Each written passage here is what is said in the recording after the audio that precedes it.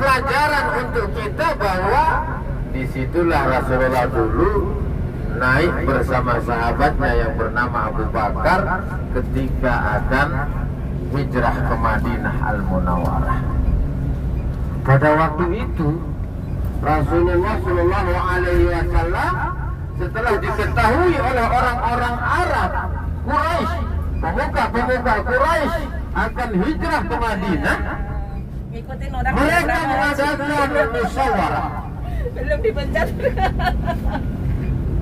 Tokoh-tokoh Quraisy mengadakan rapat di sebuah tempat yang namanya Darun Nadwah. Apa misi mereka?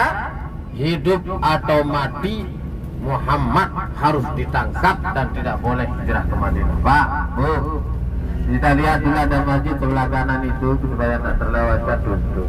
Kelihatan nggak? Ya. Nah, itu namanya Masjid Ar-Rajahi. Nah, Masjid Ar-Rajahi namanya.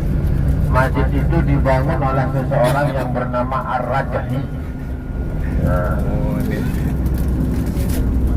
yang membangunnya Ar-Rajahi dengan uangnya sendiri, uang pribadi, tanpa ada bantuan dari pemerintah, tanpa ada swadaya dari masyarakat, murni uangnya sendiri. Setelah dia selesai membangun, baru dia wakafkan masjid.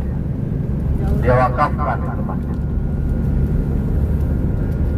Ya, diwakafkan. Begitu dermawannya dan tidak lupanya sang Ar-Rajahi. Yang menarik juga adalah pikiran kehidupan Ar-Rajahi. Waktu mudanya dia miskin. Waktu menjual surat kabar perak lama-kelamaan, saking gigihnya dia berusaha, dititiplah oleh Allah harta kepadanya. Jadi harta itu jangan anggap milik kita ya. Itu yang salah kalau sudah menanamkan pada diri kita, pikiran kita, hati kita bahwa harta itu milik kita.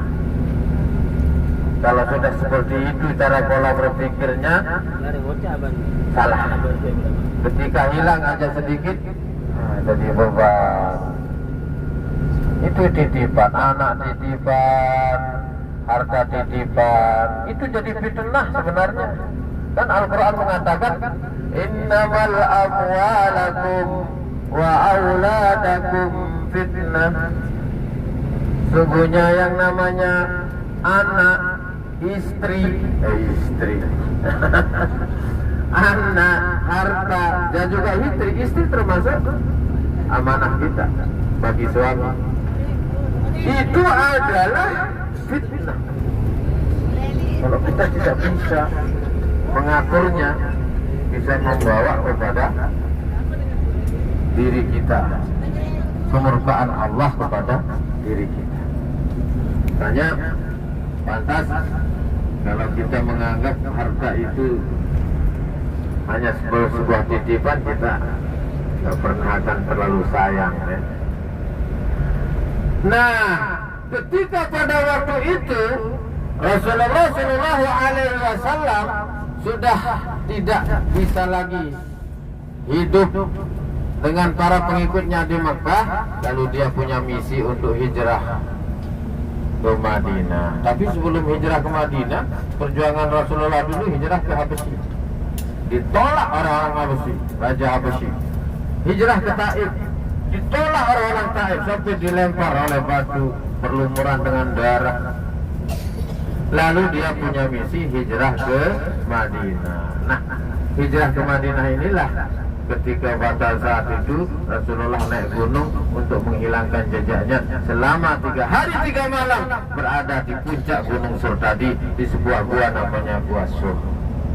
Yang mengetahui keberadaan Nabi pada saat itu, Bapak Ibu, ada seorang pengembala kambing bernama Abdurrahman bin Uraikib yang tahu orang-orang kafir Quraisy sudah sampai ke puncak, sudah sampai ke mulut gua mencari Nabi, tetapi Allah melindunginya dengan mengirim binatang laba-laba membuat jaring di mulut gua, yang membuat logikanya berpikir tidak mungkin sudah ada yang masuk di gua ini, karena laba-laba ini jaringnya tidak pecah. Inilah peristiwa yang dialami Rasulullah pada saat itu. Pemuda-pemuda Quraisy diumumkan bagi yang menemukan Nabi akan diberikan 100 ekor onta. Hidup atau mati. Gawat genting Mekah waktu itu. Karena dia tidak mau melihat baginda Nabi